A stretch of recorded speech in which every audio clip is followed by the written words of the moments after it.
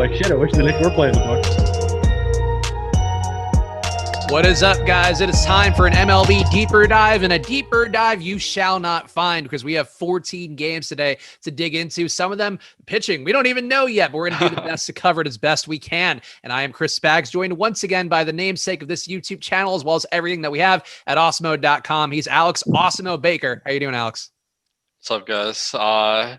Yeah, yesterday's slate, I kind of want to forget because I was super high on Cole and he got off to a really rough start. And then the White Sox, we were kind of talking about how all the cheap guys would be super chalky, and then Madrigal like double donked or something crazy. So it was one of those days. It is one of those days, and I feel bad for everybody out there who tried their first MLB DFS slate yesterday, but have no fear. It'll get a little more normal as we go, and that's going to be also in part thanks to the help of my other co-host today, our Director of Customer Success at Awesemo. He's Terry McBride. How are you doing, Terry?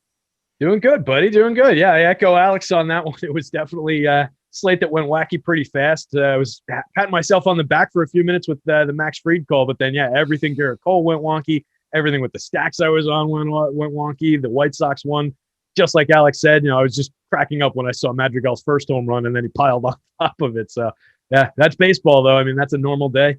But, yeah, it's been a good afternoon. Got my baseball article about 15 minutes ago for anybody looking for it. Should be up on the site now. Accidentally only had bacon for lunch. You ever just start making something that's supposed to, like, require bacon, and then you just start taking the bacon right out of the pan and eating it? That's kind of what happened. So, got to respect that lifestyle that Terry is bringing to the table here. That's certainly one approach to bacon out there. For all you bacon lovers, make sure you are hitting that like button right now. Or I guess if you're a bacon hater too, you can also hit the like button. Just do it less enthusiastically. Also, make sure you are subscribed to the channel. We have content going on all day long. Starts the MLB and NBA strategy shows early in the morning that we have all this content, the deeper dive. There will be some MLB live before locks today. We have some playoff NBA deeper dives and NBA live before locks coming up. So make sure you are staying a part here of the community every day at Awesemo.com and on the Awesemo YouTube channel. Also, feel free to check out our free premium tool of the day, the ownership rankings. That is a form of the ownership projections, button ranking form using grades and all of that. So if you want to get a read on the ownership projections, you can go take a look at the rankings today. That is our free tool. And we will do a little money time today at the halfway point of the show, since there is not an MLB live before lock. And also, let's talk about our sponsor, No House Advantage, who is another way you can make some money in the DFS world, because they're taking a different spin on daily fantasy sports by offering player prop contests across the NBA, MLB, NFL, and PGA for cash prizes. It's exclusively a peer-to-peer fantasy sports platform that is going to level the playing field for you, make it easier for you to win real cash compared to your traditional DFS sites. With over 500 player props offerings, No House Advantage is the largest provider of player props in the industry. And the best part is that you get yourself a $20 first match deposit bonus today with that promo code Awesemo on nohouseadvantage.com, or downloading No House Advantage in the App Store. So beat your friends, not the house. Download in the App Store and win big with player props today. Let's talk about this slate, though. And I guess, Alex, I'll ask you first. We normally lead off with top pitchers, and today it's not going to be, I think, the exact same situation as yesterday, where there is one stud that is going to be so clearly graded out above everybody else. But is there anything you would take in terms of lessons learned from yesterday? Maybe people a little bit gun shy about going to, let's say, Brandon Woodruff today, or even a Zach Wheeler, because what they experienced yesterday with Garrett Cole getting lit up and giving up walks really the first time all year too. Before we get into the slate, I want to rewind a second, because Terry, you made it sound like some people don't eat solely bacon for lunch. Is that not a thing? I thought everyone else does that. I mean, that's the move for me. Like I said, I was going to make something completely different that just required bacon, and I just started taking those pieces. How can you just leave them sitting there? Just go, man. All right. Well, we'll talk about how we can bring home some bacon tonight. Love it. So, yeah, Cole, he was supposed to be the lock play last night. Didn't work out. And today we don't really have any pitchers of that caliber. In fact, it looks like there isn't really one standout option today. So it should be really interesting. I'd say you got a handful of guys that are all in contention to be the best plays today. You got Snell, Wheeler, Woodruff, Heaney. These guys are all ones that have a question mark, so it's not like you can really be like, this guy is absolute killer in the MLB, but they're very good. So it should be an interesting day where maybe we can find some advantages just going to the guys that no one else is going to. Terry, any thoughts for you as well? I know obviously you've done a lot of research on, the longitudinal look at winning lineups and all of that, in addition to just playing every day for yourself as well. So anything you would take away from somebody who's either, tilted about Garrett Cole yesterday or tilted about the Danny Mendicks of the world going off at 5% ownership as value plays? Just curious if you have any observations to give out to people or maybe consolation to give them. Very much that's baseball, folks. That's just how that's how things happen here. So baseball's a kind of a grind, very different from basketball, very different. You have to reset your expectations if you're coming over here from the NBA. It is not something where you can just rely on some plug and play options where this guy's getting this many minutes. These are his rates. This is what he's going to do unless he falls and trips over the sideline coming into the game. Baseball doesn't work that way. So buckle up. That's kind of what we do here. Blake Snell would be the big concern for me in terms of if you're hesitant about rostering a highly owned pitcher after last night. He is dramatically underpriced for his talent level tonight, and that's on both sites, and he's drawing a significant share of the public ownership. So I'm really concerned about that spot from that kind of a view in terms of the entire field being on a guy. So that should be a fun one.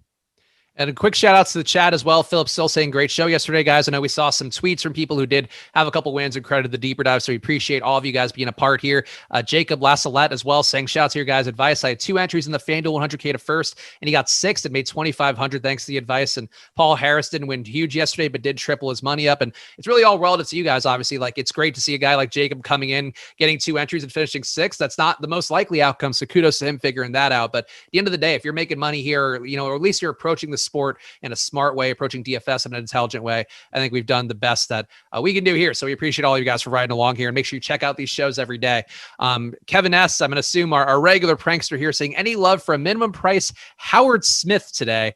Man, what he's doing this bit. He's done it to Greg and me on the strategy show in the morning sometimes. And am I missing something with this name, Terry? Howard Smith? What am I doing? No, that's not, like, as far as I can tell, like an IP Freely kind of a name or anything like that. So yeah, I think we're good there. I don't know him if he is an actual baseball player. Yeah, I'm sure there's been a Howard Smith in baseball at some point over the years. That's way too common a name, right? I remember Howard Johnson. I had him Howard Johnson to Jersey as a kid, and then growing up in New York. I remember that. But no Howard Smiths for me. Alex, I know you're the DFS mind of them all, but am I missing something with this prank name? I'm going to keep saying it in the hope that something occurs for me. Yeah, it's not Kevin Stadler, so I don't understand like what they're trying to say here. Is there a Howard Smith in the MLB? Because I haven't heard of this guy. Well, either way, Howard Smith played from 1939 to 1941 for the St. Louis Cardinals. I would not roster him tonight. I would assume probably not a lot of life left in those bones, both literally and metaphorically and all of that. Let's talk about the top pitchers on the slate. I know we did just talk about one of them a little bit, but let's start with Blake Snell, because Blake Snell, it does seem going to be a popular value option or value-ish option for what his talent level's been. Pitching a little bit less per start so far this year, or per appearance so far this year, and also I guess some signs that have not been the best. The 1.54 whip from has been a pretty big jump up. The walks and hits per innings per game, or per appearance rather, and then the xFIP for himself has been in line here, along with the strikeout rate of 31% K rate. It's Harry, you mentioned his name, I think, first here, going against Colorado, a spot that people are probably dying to go back to after we saw Darvish get great results yesterday. How much Blake Snell is too much on a slate where he will be 50% owned on Draftkings and comparably owned on Fanduel as well? Yeah, so like I said, it's just about the price and the ownership. I think I get a good projection on him. I think I'd like to be there if the public wasn't there so much. I think based on the near 40% ownership mark we've got on him on FanDuel, I'm most likely going to be undercutting that on the one pitcher side. I think there's just too many options, several of which project at least similarly, if not better for me compared to him. Looks like it's a similar story on our top starters board. So I think just based on that, getting away from the heavy ownership, I can do that here. The Rockies, definitely a targetable team. They've been better against lefties so far this year. They're middle of the league in basically everything. 24.4% strikeout rate, a 165 team ISO, 2% above average creating runs in the split. Snell is a spectacular lefty when he's going right, but we've got the concern about innings. He's averaging just over 4 innings per start. He's only made it into the 6th inning once, has not gotten a quality start for us yet. So that's another consideration on the site where we need that quality start bonus. It's a rough spot. He could easily put up a 6-inning start here, strike out 10 Rockies, and be the dominant starter of the day. I'm not saying he doesn't have that chance. I am saying at 40% ownership, I don't know that I want to run with that chance. Alex, it does seem like the top pitcher stool tells a similar story for DraftKings, where we have about double the ownership, actually more than that, of Blake Snell's potential to be the top pitcher today. And it's a low implied total going against Colorado. As I mentioned earlier, you can see that same matchup that people saw yesterday and probably want to chase you, Darvish, getting those results. So how are you handling Blake Snell today on a day where I think it's just hard to argue he's not severely overowned? Yeah, I mean, Colorado, they are a really miserable team. Like, to be honest, probably the worst lineup in the league. Like Terry, you mentioned their average and their stats, but they play half their games at Coors Field, right? So like they should be like really popping off the page in every stat, and they look average, which really shows how dreadful they've been. Now Snell, he's a good pitcher, 31% K rate so far this year and 30% last year. So we know what to expect there. And Colorado's lineup today, although they're not good, they don't strike out a significant difference from the average. So I think it's just a little bit above average spot for Snell. And he's super high owned. So I think all things equal, maybe we can find a little bit better value somewhere else. So let's talk about a pitcher who is not going to be a better value, but is going to be less owned, and Brandon Woodruff. And I think he is a pitcher that has gotten really good results on the year as well. A 33% K rate for himself, 0.73 whip, 2.7 xFIP. All these marks are going to be the tops on the slate for pitchers so far this year. He's facing a Kansas City team that also doesn't seem to have a ton of strikeouts, only a 23.4% K rate for themselves against right-hand pitching. So right there in that also league average range. And Alex, Woodruff, to me, normally a guy I do like going to. He is going to be a lot less owned than Snell because of that higher price point. Is he somebody you'd be willing to consider as a pivot, or are you thinking of trying to keep it cheaper but go a different direction? Yeah, Woodruff, it's interesting because he kind of fits that same kind of pitcher type as Snell, where a good strikeout pitcher that doesn't go super deep in games. Now, Kansas City, they're a little bit tougher to strike out than Colorado, so it does make him look about on par with Snell today. The only difference is he's a lot more expensive. So in a sport like MLB, where I'm not as worried about just squeezing every point of value in my lineups, I think Woodruff would be a guy I consider. But when you factor in the price, I'd say he looks like an average play. Terry, how are you feeling about Woodruff in this spot? Again, Terry mostly playing on Fanduel, obviously looking at both sites as much as one can. Are you feeling anything particularly strong for Woodruff? Do you want to go maybe more towards a Zach Wheeler, who's another pay-up option that has also been getting pretty good results this year with a 27% K rate for him? Is there anything you're doing here to pay up a pitcher today? Yeah, I'll be paying up at pitcher because I do like Wheeler, Lance Lynn, and Brandon Woodruff here. I'll also be dipping into the mid-range. I'm very big about getting the mid-range, getting the value pitchers on FanDuel where I can, where they're reliable guys in good spots. We don't have a ton of those today. There are guys that I like that I think have upside and getting no ownership, like JT Brubaker against the Cardinals. I'm going to have some of, and he's getting almost no ownership. So guys like that I'll mix in, but I'm very much into the Woodruff spot, the Lynn spot, and the Wheeler spot. I think Woodruff out of those three is probably second for me, given the matchup against KC. You mentioned they strike out their 12th in baseball in the split against righties in terms of strikeouts, 5% below average creating runs, but everything is right about the league average. So they're not really pushing it one way or the other. I do like the strikeout upside for Woodruff. I do like everything that I'm seeing in StatCast for him, sitting in the 82nd percentile barrel rate, 62nd percentile of hard hit rate allowed, 58th percentile of average exit velo allowed, and then just in the 90s on most of the expected ERA, expected batting average against. So a lot of good indicators here, 65th percentile of chase rate. So really like the pitcher. I like the ownership that we're getting. So as a pay up to be different spot on FanDuel, where he's going to be well under 10% owned so far, I like the spot. Let's talk about some of the other pitchers. And guys, hit that like button if you can. We appreciate the support a bunch, especially on the MLB content, because we all know the NBA is the top dog around here. So we need your guys' support to help keep the MLB streets as clean as possible here and as profitable as well for both you guys as well as us as a YouTube channel. So hit that like button here if you can and help us beat out that YouTube algorithm that is so pesky for MLB content these days.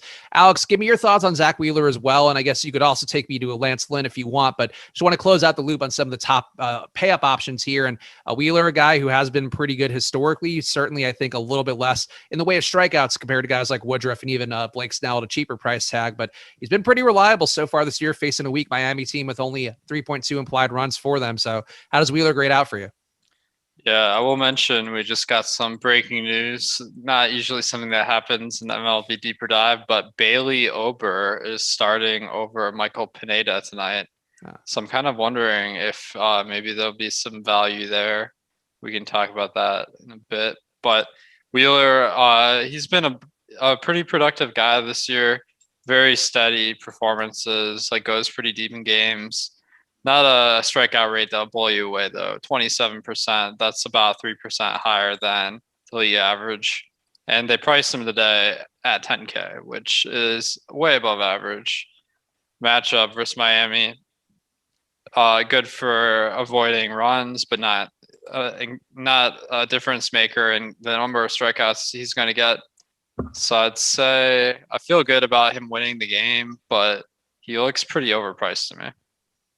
All right. Speaking of overpriced, let's talk about Bailey Ober, who is a name that I saw one of our guys was saying in the chat earlier. I think it was three run shots saying him earlier in the chat, but he is starting, I guess, for the first time, it looks like this year and in his career. And he is somebody, the minor league sample sizes we talked about recently have gotten a little spotty, but there have been looks like he has a 1.3 ERA so far this year and 2 appearances in the minors. Alex, I know, or actually, should I go to Terry first here? Because I feel like, Terry, you might know Bailey Ober like the back of your hand, just given your encyclopedic knowledge of all these guys.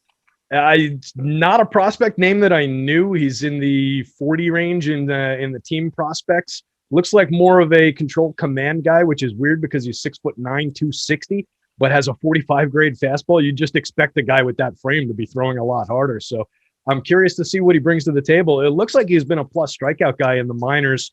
High A 2 years ago, 45 and 2/3 innings, 53 strikeouts. So decent strikeout rates in very, very small sample sizes, all at or approaching 30. So, there could be strikeout upside here. I just don't know enough about him. Looking at the traditional grades, though, 45 grade fastball, 40 grade slider, 50 grade curveball, and a 60 grade changeup. So he's very much a soft toss on the changeup. I like the grade on the changeup, but I'd be concerned. I'm not sure if this is the play.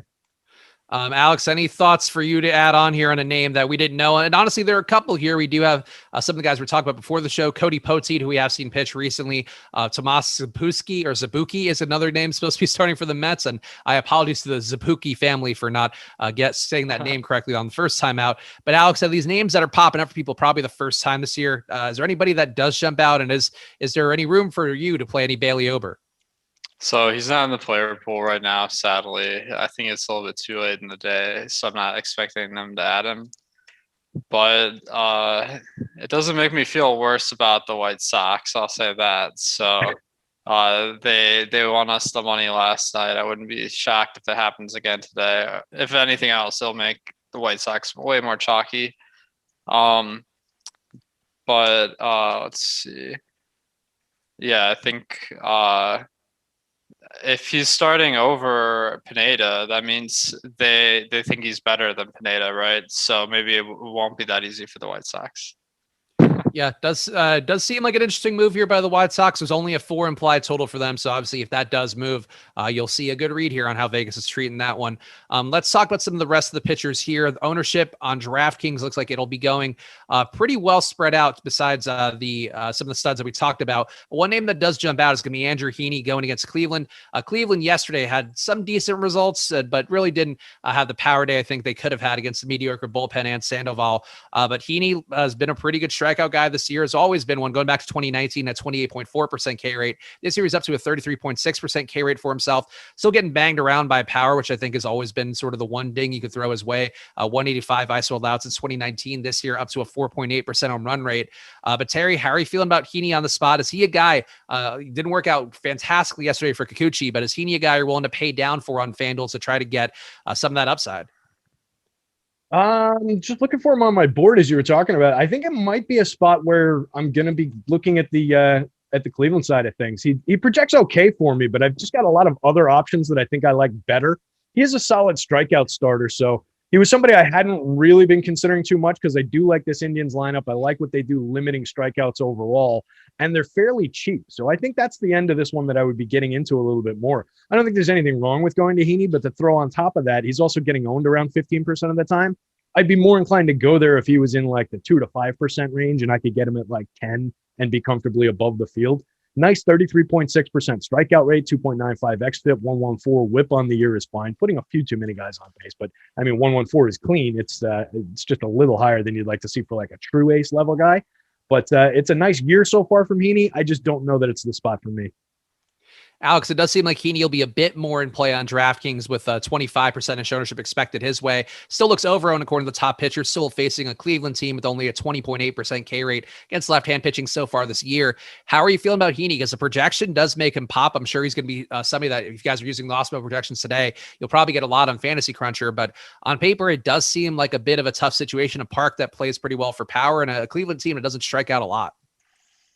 Yeah, I mean, the fact that he's popping out despite that, Cleveland being under the league average on strikeouts by about 13%, really speaks to how good Heaney has been this year.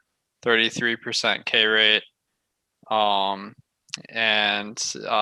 mean, he hasn't been that great at limiting runs, but in DFS, I'm really looking at the strikeouts. So if you take 33% and you take off 13%, you're still at a good number. So I think the price is just too low for Heaney.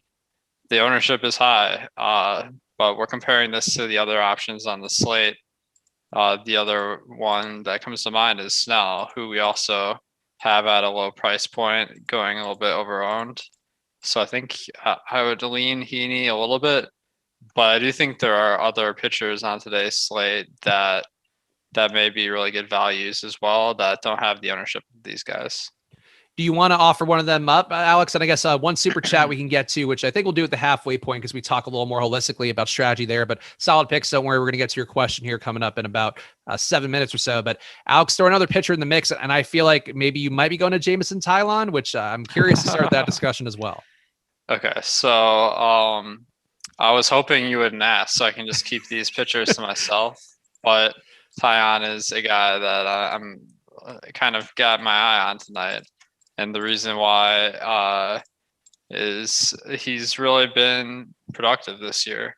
Didn't play in 2020 in the shortened season, so he kind of got a fresh start. And he struck out 30% of guys, which is pretty excellent. He's going up against Texas, a very bad team that strikes out a little bit more than average. So the matchup is phenomenal. And I'm just trying to figure out, like, how much should we buy into these new strikeout numbers? So that's when I'm looking at these advanced stats. His swinging strike rate is up from 2019 to 2021, about 2%. The velocity looks a little bit lower this year. But my general observation has been, like, the team that a pitcher is on is a pretty significant factor. Maybe due to substances that they put on the ball. But the Yankees do have better. I feel like when guys pitch for Pittsburgh, they're just not as good as they are when they go to new teams. So it's not shocking me that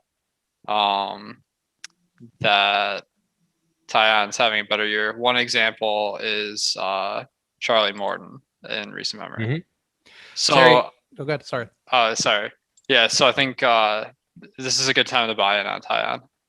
Terry, how are you feeling about Taillon? Because one thing that jumps out to me, and is something that, granted, I did suffer through every pitch of that Garrett Cole start yesterday, and he was getting launch angle to death, which is sort of the one thing that did jump out to me yesterday for them. Obviously, with Garrett Cole, you're willing to overlook it. But Taillon, it's Taillon, right? 19% or 19 launch angle for him, 19-degree launch angle for him allowed overall. Exit velocity has also been pretty high. That max exit velocity is up to 114.5. To me, he's a guy where you see the home run numbers too. Like, if he gets the strikeouts today, sure. But I do have some concern just watching Texas and how they were hitting yesterday that if you are attacking the strike zone for the most part for these guys, they are going to be able to get something going with some of the power they have in the middle of the order in particular. So how are you feeling about Taillon, Terry, as a Yankees fan who I'm sure has had to deal with him and his potential upside a little bit more than the rest of us have played in DFS? So yeah, to Alex's point, we do see a lot of guys succeed coming out of Pittsburgh once they get out of that situation. They've had a pretty good pitching system over there for several years in terms of how they train these guys. Another couple guys to add to that list are Tyler Glasnow and Joe Musgrove. They've both been awesome since getting out of there. So just they groom good pitchers. I'm looking forward to getting Mitch Keller out of there in a couple of years, maybe JT Brubaker as well. Taillon, I think, definitely has the pedigree, has the talent. It's just a matter of, are we going to get enough of them? And is he going to avoid throwing that ball down in the zone that gets tattooed on that launch angle? He's a guy who typically works up with his four-seamer, which is the theme in the league, why strikeouts are so heavy, because the guys are swinging down to up, right? They're looking to create that launch angle. It's difficult to demonstrate that on our camera here. That's exactly how it looks. It was incredible. Yeah, exactly. That's a great MLB. That would have been gone, man. That was like 450. So if he's able to continue working up effectively in the zone and then not get dinged on one of those pitches down, he can get through this start pretty clean and probably rack up some good strikeouts.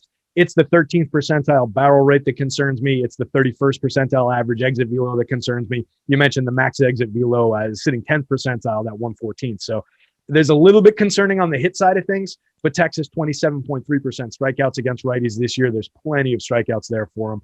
Upside play for sure. Let's talk about the rest of these guys. And I wrestle, not the rest of these guys. It's going to be a little bit difficult, but Terry, give me another pitcher that you feel comfortable throwing into the mix. I know you've mentioned some guys. JT Brubaker, I do feel like is a price point pivot to both Heaney and Taillon on DraftKings in particular. But do you want to talk about him? Is there somebody else that you're finding meaningful exposure to for yourself? Yeah, Brubaker's interesting. He's a guy who's kind of turned his arsenal around a little bit, or developed it up a little bit more, I should say. 38 in the third inning so far this year, 25.5 strikeout rate. Not a dominant starter by any means, but he doesn't have to be for 7,400. I just think he lets us get into some interesting constructions, and he's not going to be owned. 3.34 xFIP, 1.12 whip on the season, both nicely improved. I don't have his swinging strikes in front of me. If I talk fast enough, I can probably pull it up while I'm doing this. So I had skipped away to look at Taillon. 11.4, I think, is what he's at this year. Brubaker, right? Yeah. So 11.4. Yeah. So he's right about where he was last year. Slight development in the called strikes, throwing with a little bit more control. 29.2% called plus swinging strikes. He's just been fairly effective so far this season, going up against a relatively league average St. Louis team, 24% strikeout rate, right in the middle of the league. And they're creating runs 12% less than average. So there's not a huge threat. There is some power on the other side, so he could get dinged with a little bit of power. But I think there's enough strikeouts there for the money that I like going to some shares of Brubaker. I'm not going to be like way over the top, but at 0.4 ownership, I don't have to be. Let's just speed around a couple pitchers here, because I think there are some guys people may be curious about who are going to be a bit lower owned. And just give me a thumbs up or thumbs down for it, Alex, and Terry as well. Julio Urias, thumbs up or thumbs down from you guys? I'm kind of indifferent. Terry? I would go thumbs down just based on how Arizona's been hitting lefties so far this year, and the price at 10,000 on Fanduel I think is a little high for that spot. Yeah, shockingly low K rate for Arizona going against lefty. It's 21.6%. So maybe a bit of a ding to him. How about Christian Javier? Terry, thumbs up or thumbs down? Thumbs up. One of my higher projected pitchers on the board overall. I like the spot. I didn't get a chance to dig into it too much, but I like the spot and I like the price. Alex, how about you? Christian Javier, 29% K rate for him on the year, going against an Oakland team who does have some power, but a 24% K rate against right-hand pitching so far this year. Yeah, I think Javier, great prospect. The matchup is a little bit tougher than average. Don't have a strong take either way. All right. And people asking, I saw this in the premium Slack earlier, Cola asking again, what about Chris Bubic, who is going to be a very cheap today and is a guy who's pitched about 3 innings per appearance so far this year. Alex, thumb up or thumb down again for Chris Bubic going against the Milwaukee Brewers and their 27% carry against left-hand pitching? I think the price is fine on Bubic. But I'm looking at this guy, Tucker Davidson for Atlanta, as my 4K option. He's a guy that this is his first big league game, but he is a starter, so I expect him to. Oh, sorry, no, he played last year, got 1 start for Atlanta last year, but this year started 2 minor league games, got on 51 batters, so that's pretty deep in the games, and he's had a 27% strikeout rate in AAA this year. Small sample, but that equates to about league average in MLB. So I think he's massively underpriced. Terry, any Bubich, or I feel like we're just saying silly names now, but any Bubich for yourself, or Tucker Davidson, or Luis Patino, another guy we've talked about who's also pretty cheap and still pitching not that deep into games so far this year, but does have that strikeout rate. Yeah, I like the strikeout rate for Patino. I would just be wondering, I think he went 4 against the Yanks the other day. I don't think he's going to get much more length than that. So you're paying up to $5,900. I assume this is only a DK conversation. Yeah. You're paying $59 for him over there. If I'm going up to that level instead of one of the $4,000 options, I think I'd rather just go to 61 and take Patrick Corbin, a guy with a much longer track record, a guy who's a more stretched out real life starter. He's going up against a tough Cubs lineup, but he projects fairly well for me, and he only cost $6,100. So I think Pat Corbin's in play as an SP2 on DraftKings if you're looking to pay down. There's a couple other guys in there that you could maybe take a shot on, like an Austin Gomber against the watered down San Diego lineup as a pay down option. Doesn't really project well for me. So I'd be looking more into like the $7,000 guys like a Tyon and just figure out how to pay for it there. If I was choosing between Bubich and Tucker Davidson, I think I would probably go with Alex on Tucker Davidson. I just don't see much for Bubich here, even against the strikeout happy Brewers lineup. And I would just give a quick cosign to Corbin. We did get a signs of life start from him last time out, and I think that's really what I would expect is him to sort of regress more positively. The numbers have not been great on the year. Swing strike rate, chase rate, both down, but he does have a good enough stuff, one would think, here, unless he's completely washed up. And I think buying it on Corbin one more time wouldn't be the worst thing in the world. Let's do a little money time here, guys. Hit that like button if you can. We'll give you guys the top 5 owned plays, or currently projected top 5 owned plays on DraftKings and Fanduel for free. And we'll also answer that solid picks question coming up now too. So do that, but let me flip the hat and hit it for you guys. Top 5 on DraftKings. Number 1 going to be Blake Snell, up to 45% ownership. Number 2, Austin Meadows, 38% ownership. High-owned players, or high-owned hitters in particular, something that we talk about a lot on the show. Try to get your exposure down on Austin Meadows today. Zach Wheeler, 29% ownership on DraftKings. Andrew Heaney, 28.5% ownership on DraftKings. Rounding out the top 5 is Brandon Woodruff at 24.8% on DraftKings. On FanDuel, the story will also be another Blake Snell one on there. 36% for him on FanDuel. Randy Arozarena, number 2 at 32.3%. Austin Meadows, number 3 at 30%. Brandon Lau, number 3 at 30%. Number 4, Luke Voigt at 28%. And actually, no, that was number 5. So yeah, I just got thrown off by all the Rays in there, but that Rays stack going to be very highly owned today. So keep that in mind. And then Tyler, let's do a quick chalk talk too while I read this question from Solid Picks. And it's one that's going to apply for hopefully a lot of people out there, but Solid Picks asked all of us, most important thing each of you learned in MLB DFS. And I'll just throw in, for me, I do think it's sort of really being aggressive about exposure caps. I think it's more important for MLB than really any other sport, where NBA you can go wild. You'll see the top players, guys like Alex and a 150 max, having 90% of a guy. In baseball, you're just really never going to do that, barring, I think, some outlier outcome that I'm not even prepared for. So that's my lesson. But Alex, do you have any one important thing you learned you can pass on to Solid Picks and everybody else out there? Yeah, I think with baseball, just stick to the fundamentals. So that would be stacking your lineup. I would just stack everyone in your lineup unless you have a good reason not to do so. And the other thing is just you don't want to pick all chalk, right? You want one of your 2 stacks to be a little bit under the radar, or a pitcher or 2. So if you just like follow those 2 rules, like avoiding the very chalkiest lineups and stacking, you should be off to a good start. And Tyler, if you want to lock in Heaney and Snell, I think that's a configuration that looks the most chalky right now. Terry, tell me what would be your big lesson here to impart to Solid Picks and all the other people watching out there trying to get better at MLB DFS? Yeah, you went to Alex first on that question today, so he got to talk about stacking, which I think is the paramount thing to do in baseball, right? We always want to be stacking. We talked a lot about it yesterday. I think with all the new folks yesterday, we had a bunch of BVP questions. Do not think about BVP. Get it out of your process. Don't worry about what a batter's done in 16 at-bats versus a pitcher.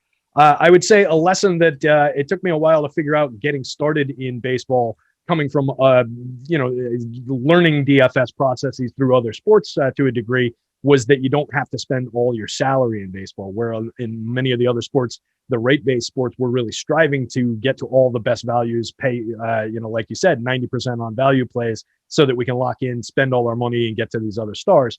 In baseball, if you're putting together 2 well-correlated lineups with good stacks, good pitchers, and you're leaving a couple thousand on the table, it's not going to cost you like it does in basketball. That lineup could win. So it's a very different approach in baseball as it is to basketball. So let's talk about some of the top stacks here in addition to this Chalk Talk results that Tyler's shown on the screen. And you can see a lot of Tampa Bay coming up. They're going to be a popular configuration. The Brewers also surprisingly popping up a good amount there. You can see some White Sox as well. So that is going to be a good read on what the field will be doing today, because a lot of people don't think that next level beyond, as Alex is talking about, worrying about some of the chalk players or being more mindful of highly owned ones. And the Rays today looks like will be a very highly owned play on both sides. So let's talk about them, because they are facing Matt Harvey. We have seen recently, and thank you, Tyler, by the way, for chalk talking with us. I just want to give credit to our producer, Tyler, as he ham fists his way through putting the stacks on the screen for us. We got Tampa Bay going against Matt Harvey, 4.9 implied runs for Tampa Bay. And Harvey, we have seen him get targeted a lot recently. I think we can maybe recall that at famous Yankee stack day where Matt Harvey found the fountain of youth for himself, and I guess was just more mediocre than anything, but still did impede that stack's progress. And today, Terry, getting a lot of ownership for Tampa Bay. We mentioned some of those Fanduel numbers where 3 of the top 5 guys will be Rays. On DraftKings, it's going to be a similar number. These might be one of the most high-owned stacks, especially for a slate of this size, that we've seen recently. So how are you handling Tampa Bay and what seems like a good spot on paper going against Matt Harvey? Yeah, people attacking the Dark Knight like a rogues gallery out here. This is ridiculous. I like the idea of getting to it. I just don't know that I love the hitters that are going to be available to me that don't have immense ownership. On FanDuel, it looks like you can sneak G-Man Choi through there, assuming I believe he's in the line. Yeah, that's a confirmed lineup. So you can sneak him in at like 15% ownership, and then you're playing with more of the bottom of the lineup, and maybe you get down to like a Zunino and try and catch that double dong upside. A Brett Phillips type at the bottom of the lineup, like you're paying $2,100 for him and he's not getting much ownership. These are the guys that you're going to have to mix and match into your roster alongside some of these ridiculously highly owned guys. So it's very difficult to get to. I think there's major upside in rostering them. It's just going to be difficult to put them together in any kind of unique way. And their prices are such that, especially on FanDuel, you can put them together with the high-end pitching, I think, just based on what I'm looking at here. So I think that's going to be maybe even trending toward more chalky than we're looking at right now as we get toward lock. Alex, how would you handle Tampa Bay? Terry gave more of a FanDuel take, but one guy who he mentioned being lower owned on FanDuel on DraftKings, it will not be the case. G-Man Choi going to be very highly owned coming back to the lineup today. Really does seem like the top 4 in particular going to all be exceedingly chalky. So how would you handle this one, Alex? Would you advocate to move away from Tampa Bay entirely? Yeah, I feel like Tampa Bay might be a trap. They have a team total of 5.5, which, I mean, they're going up against Harvey, who is a below average pitcher. Been getting decent results so far this year, but he has kind of a track record that we know at this point. So I think 5.5 is a good projection, but that means half the time you're going to be getting less than 5.5 runs, right? And like you really need 10 plus, and the odds of that happening are pretty low. So we have them with about a 9% chance of being the top stack. 28 teams on the slate. That's about 2.5 times the chance of an average team. That's good, but nothing I want to deal with all this ownership on the best plays. So I just don't see myself getting to the Tampa Bay tonight very much if the ownership holds like this. Yeah, it's one thing to keep in mind here. And Alex, I think, raised some good points there that are just going to be useful for any slates out there, particularly one that where you have this many teams on it. It's just the potential for another team to get there when you have literally almost every team in that Major League Baseball available to you.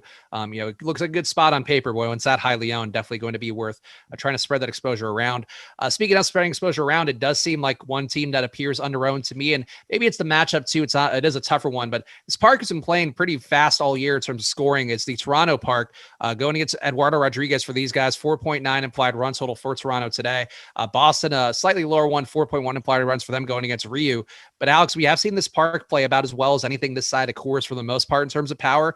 Are you willing to get to Toronto today as a team that is not projecting to have too high of an odds to be a top stack, but also not getting owned pretty much at all?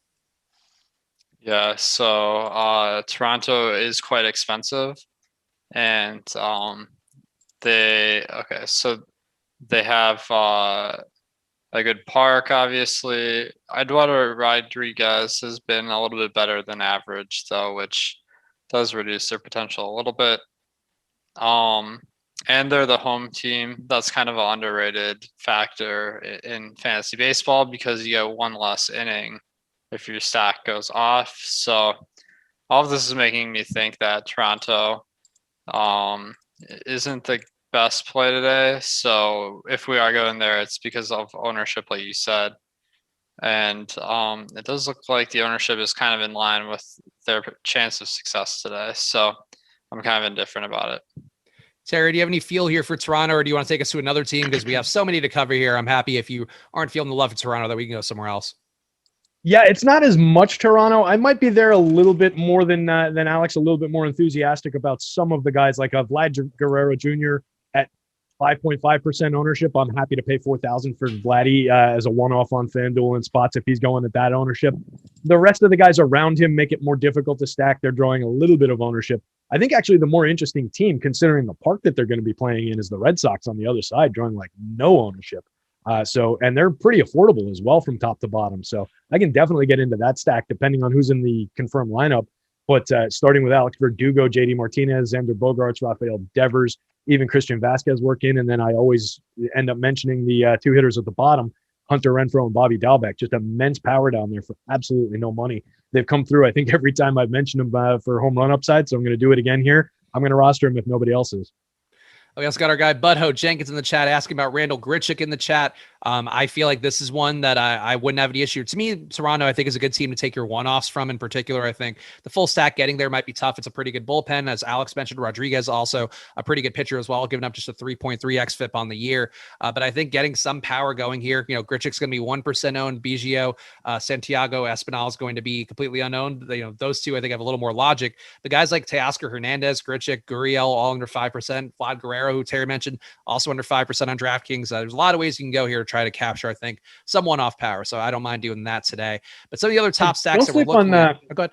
Sorry, I was going to say, don't sleep on Kevin Biggio's talent. 16 home runs, 14 stolen bases in 430 plate appearances 2 years ago. Talented kid, 8 home runs, 6 stolen bases last year. So kid with upside. I know he hasn't been great this year, but if he's super low owned on DK, I think you could do worse than including him in your stacks. Our guy Brian Claremont in the YouTube chat asking about the White Sox stacks. I'm sure a team that'll be very popular today after you needed them in some configuration to really take down anything, or even honestly probably cash yesterday with how Garrett Cole went. And the White Sox today, not a high implied total. That could come up with the news that it will be Bailey Ober starting, we talked about in the front half of the show. But Alex, are you willing to go back to the White Sox? And I guess is there anything you've observed longitudinally about teams maybe coming off that one good day that people a little more inclined to roster the Madrigals and I guess the Danny Mendick's of the world more today because of the fact they did just get those results yesterday? My experience has been that there's not a ton of recency bias with stacking in MLB, but I'd be interested if you guys have a different observation. It just seems like the main factor that I'm looking at is Bailey Ober starting instead of Pineda, so that is going to drive up all the projections on White Sox bats, make them look more appealing. So I do expect the ownership will go up as we run this throughout the day. But I think they're a solid option. It isn't exactly the same lineup as yesterday. Let's see. Do they have a confirmed line? No confirmed lineup yet. So kind of guessing at what it's going to be, but I think they're a decent option. I'm not going to go out of my way to get them though. Sarah, do you have any more interest in the White Sox here? Again, the team going off yesterday. And if you have any thoughts, I think to me, I sort of mentally do downgrade teams that I know were sort of impossible to avoid. I think especially, with coming off yesterday, we talked about it a lot. A lot of people playing NBA and including myself. Like that was the first MLB tournament I've maxed out this year in terms of the big field ones. And I think that is something that I would be a little more aware of maybe, but I think Terry, it could be something that's going to be your mileage may vary. So how are you feeling about the White Sox ownership today based on how they did yesterday and just your thoughts about their potential today? Yeah, I think they could draw some casual eyes just based on people not knowing who these guys are necessarily and seeing that they did well yesterday. But I agree with Alex. I don't know that we see too much of that in general. I think a lot of people tend to follow what they hear at whatever site they go to, hopefully awesemo.com, where you can pick up nice free, affordable subscriptions, 25% off promo going on. But I like the White Sox in general, but this is kind of a depleted version of this lineup now. You've got Tim Anderson still, you've got Yoan Moncada still, but we lose Eloy. We don't have Jose Abreu in the projected lineup. Lose Luis Robert is on the DL. So we've got a lot of names in here that are not the familiar White Sox who have done so well for us over the last couple of years. There's reason to go there for ownership on FanDuel between Adam Eaton, German Mercedes, Yasmani Grandal, Andrew Vaughn, not drawing any ownership whatsoever. I am still where I was yesterday on the bottom half of this lineup with Larry Garcia, Nick Madrigal, and Billy Hamilton. They are not going to do anything in the next couple of weeks to earn a change in opinion from me. I know who these guys are. So let's keep going through some of these other stacks that do grade out the best in the top stacks tool. And that is one of the features that you can always get for yourself at awesemo.com/join. And as Terry hinted at there, we do have the promo going Gold Rush right now, where we have a bunch of sports going, NBA DFS playoffs going on right now, along with the MLB, NHL playoffs as well, PGA, MMA, all these are going on as we speak. So you can get a deal for yourself to get all of our Awesemo data at awesemo.com/join for 25% off your first month using that promo code Gold Rush. So go take advantage of it. It's a gold rush. There's gold in them Var Hills. Is what I would say if I were an old-timey prospector or somehow transported through time to play DFS. So go use that promo code Gold Rush at awesemo.com/join. Yankees going to be a top graded stack today, no matter what site you are playing on. And they were so disappointing yesterday against Jordan Lyles, another pitcher who, much like Mike Fultonevich today, grades out exceedingly poorly, giving up a 278 batting average on the year, just a 20.5% K rate. But Terry, we saw these Yankees disappoint yesterday. So how are you feeling about them today going against another bad Texas pitcher who does seem to give up a lot of power? Yeah, I've been targeting Fulte, partly tongue-in-cheek all year long, but actually doing it with my lineups, and I think it's another great spot for the Yanks today. They're going to get some ownership heavily up at the top of the lineup on the obvious hitters, but it's not too egregiously bad on FanDuel. Luke Voit and DJ are getting pretty heavily owned, but as soon as you get to Aaron Judge, 15% ownership on Judge at only $4,500, I'm happy to pay that. They get cheaper and lower owned as you go down the lineup, and there's some talent down the lineup. Fulte managed to not yield a home run in his last start, but he still gave up like 3 earned runs, 8 hits. Guys were circling the bases. He has been just brutally awful the last few years in terms of giving up home runs. Even not giving up one last game, he's still at a 2.20 home run per 9 mark this year, which is terrible. A 19% home run to fly ball rate. The Yankees hit many, many fly balls. I expect they will be hitting at least several home runs before they chase Mike Fultonevich today. If you can figure out unique ways to put them together, I love firing away with Yankees bats in this spot. Alex, how are you feeling about the Yankees going against Fultonevich, who we can make the same cases we made yesterday as Jordan Lyles, so people can just copy paste them over in their heads right now? Hope he's worse. Yeah, I think the Yankees look very solid. Gold Life is a good batter's park, and the pitcher certainly isn't anything to be afraid of. So I think that based on the pricing, less people will go to the Yankees compared to Tampa Bay. So they may be a little bit lower owned than you'd think. Let's talk about some more top stacks here and hit that like button, guys. We're giving you basically a free preview here of the top stacks tool. But as we mentioned a lot on these shows, it's really a great way to shorten your process if you're somebody just trying to play MLB DFS, get some lineups out and get a read on where the field's going to be, as well as all the Awesemo data teams look at how these guys are going to perform as a top stack. So keep that in mind here. Use the top stacks tool as part of your process at awesemo.com/join.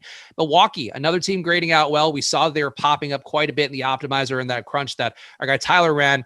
And it does seem like Milwaukee going to be a high potential to be a top value, but also a team that really doesn't have the hitters they've had historically in the mix, where I guess you could sort of make the case for some guys like Lorenzo Cain being back in as an upgrade, but still no Yelich in here.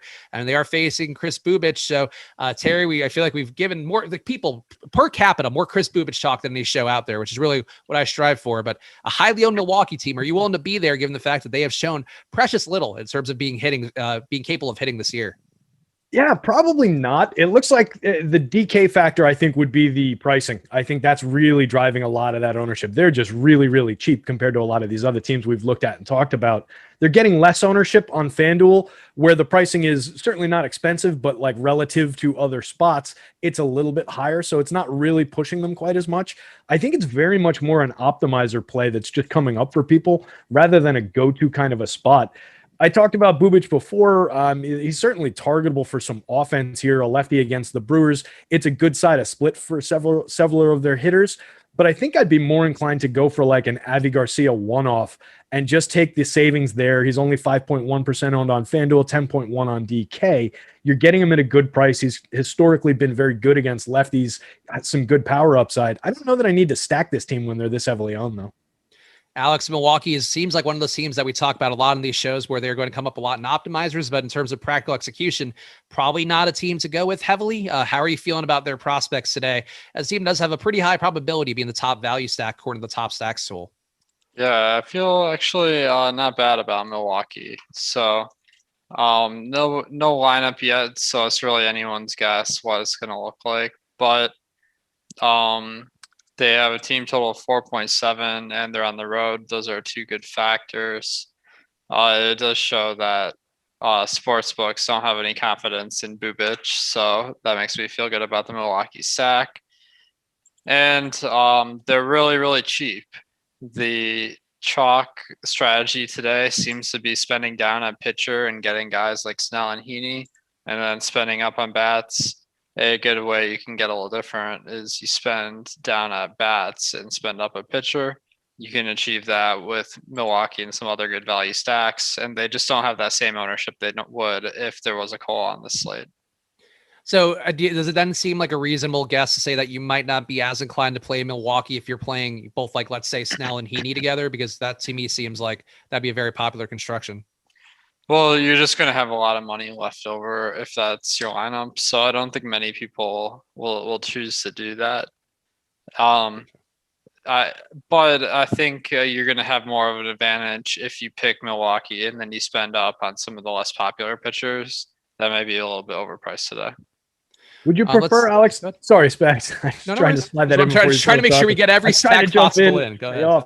Yeah, I'm just curious on Alex's thoughts on, like, if you were looking for value on DK, the way that the Yankees come together, the bottom of their lineup is very inexpensive, comparable to the Brewers, and much lower owned. Knowing that we're sacrificing a plate appearance per each guy probably going to the bottom of a lineup for a stack, would you be more inclined to look to low ownership on a highly projected Yankees team and get your value that way? Or would you be more inclined to look toward the Brewers and grab the middle of the lineup, the guys that are around the same prices? Yeah, I think if I'm stacking up the Yankees, my approach might be to spend up on the expensive bats and try to get an advantage over people who are trying to middle it by taking some of the weaker bats that are cheap.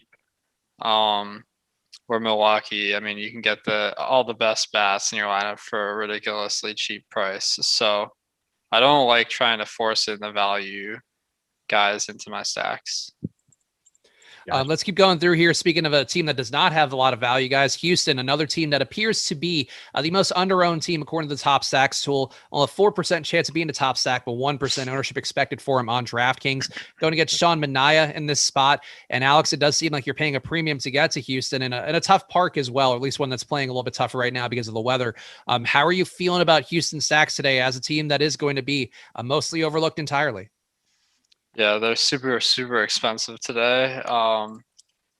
So it does make it tougher to get to Houston. Oakland, it's a decent park for the West Coast, but the temperatures do suppress the bats to some extent. So that makes it a little tough to get to Houston. And no one's going to be on them. So it's kind of, I think you can get an edge on the field by making some Houston lineups because they have a good chance of being the best team tonight and no one has them.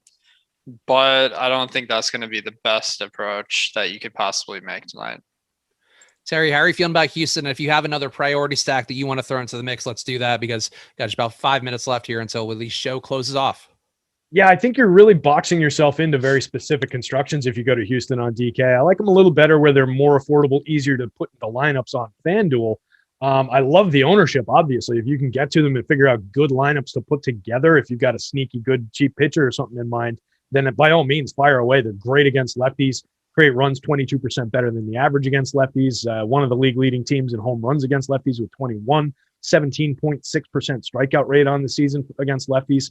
So spectacular option. They're priced up for a reason. But yeah, if you can get there, fire away. I would make sure to include guys like Carlos Correa hitting sixth for, I think, relative for them, less money. Kyle Tucker, not great lefty-lefty, but Michael Brantley is okay lefty-lefty. Jordan Alvarez belongs in every Houston stack. He is spectacular lefty-lefty.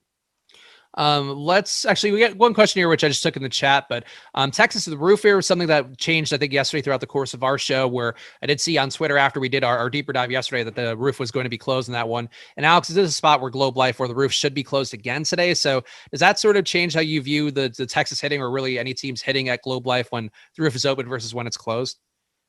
So I think it makes a difference for sure. Like a good example is in Arizona, where the temperature is just wildly different if the roof is closed.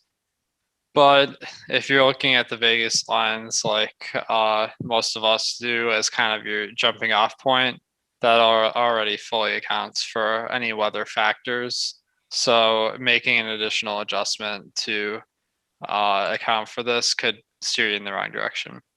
Gotcha. That makes sense. Alex, any other stacks that you want to throw out to the people here? And I think we can do a quick run on the Hall of Fame and then do our home run picks. Nice. Yeah, I'm looking at Pittsburgh. As I mentioned, spending down on your stack and up at pitcher is kind of the contrarian look today. And Pittsburgh is absurdly cheap. Their cleanup guy, Will Craig, is at 2K today. Most of the batters in their lineup are below 3K. So that really underestimates the potential of the team with a 4.1 team total. Facing off against John Gant, who I feel like has taken a big step back this year. His velocity is down a lot. Maybe getting a little lucky with a 1.8 ERA so far. So normally I avoid these teams because the ownership's super high as people try to fit in the best pitchers. But today, that's not the case. They're super low owned, and I think they might be going a little bit too much under the radar. Terry, how about you? Any final stacks to throw in there? If they're Fanduel specific, even better. I did not have Pittsburgh on my radar. I'll say that much. So I'm going to have to take a look at that one. John Gant was taking the top off of their power for me. Extreme ground ball pitcher. But now I'm really curious to dig into that one. Just looking at the top stacks board for something that might be like a little frisky against what I think is still a highly owned pitcher. Miami lands in like the middle of the top stacks tool. They're one of those teams that just, they've got sneaky good power sometimes in terms of the individual hitters that are there. So they could show us a little bit of low-owned upside in that spot against a highly owned pitcher. So don't totally hate that if you want to be wildly contrarian, but it's not like a go-to spot that's jumping off the board for me. Probably similarly, I would probably get to more of the Indians than I think the field is going to be on. I mentioned that at the top of the show. That's still looking pretty good, so I'll probably be there as well. All right, let's do a quick run through the Awesemo Hall of Fame right now to give proper credit to all of our people in the community here that have been doing a great job. And of course, if you want to get in on that Hall of Fame, make sure you are going to awesemo.com/avatar, tweeting any of your wins here, any finishes in a tournament of 5,000 people or more in the top 3 at Awesemo HOF, for any of us here as well. But definitely make sure you're tagging at Awesemo HOF, and you'll get a free month of Awesemo Plus Platinum. It's that easy, or at least as easy relative to winning a DFS tournament can be. We got Dave DeRemer here, one of our regulars. Shout out to him, who's done a great job. I know it made a lot of improvements for himself since joining the Awesemo community. Got a couple nice takedowns for himself there. We also got, I think it's the same one, Rubric, and yeah, there we go.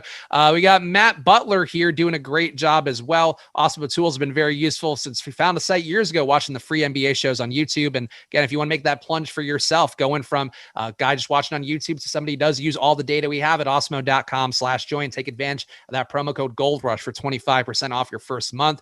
We got SEC USC, who I hopefully is a combination of both the South and my alma mater, USC. But either way, nice takedown for him, or nice top finish for him, I guess, in the NASCAR tournaments on FanDuel. And then we got one more here from Saley Sean, been grinding the NBA season, stepped into MLB streets last night and did a nice little finish there. Top 3 for Saley. And hopefully that could be you guys as well, using all that MLB data. And now, Alex, it's that time here. Everybody loves here. We hit the Hall of Fame, and now you can re-enter the Hall of Fame for yourself by getting this home run pick right today, Alex. Yeah, guys, make sure to take all of our advice to maximize your chances of hitting that Hall of Fame. Let's see. I mean, there's 14 games on the slate, so it's going to be hard to pick someone who doesn't hit a home run today. But we haven't really talked about this Washington at Chicago game. It should be a little bit interesting with over/under of 8.6. And let's see, Chris Bryant, I feel like, is a guy that's always a little bit underrated. And he's hitting for 324 ISO so far this year. He has the positive side of the platoon split versus Corbin. So why not Chris Bryant? Terry, who do you want to have as your home run pick?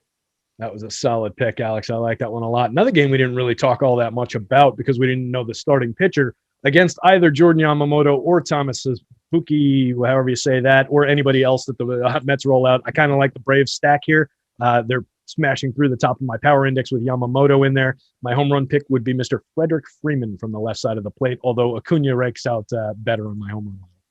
And for me, I'm going to go against the Jameson Taillon chalk and take a guy, Joey Gallo, who yesterday tripped over first base hilariously and looked like he might have tore his ACL, but nope, just a clumsy idiot. Today, he's going to hit home run off of Taillon. And if Taillon has a better day than Garrett Cole had yesterday, you might not find me on this show tomorrow because I will not be a happy boy. Make sure you are following at DigitalB21, follow at Awesemo DFS, follow at Chris Spags as well. We also all make sure to retweet our links when we are doing shows. So it's one way to see the content that we're in particular doing on a given day.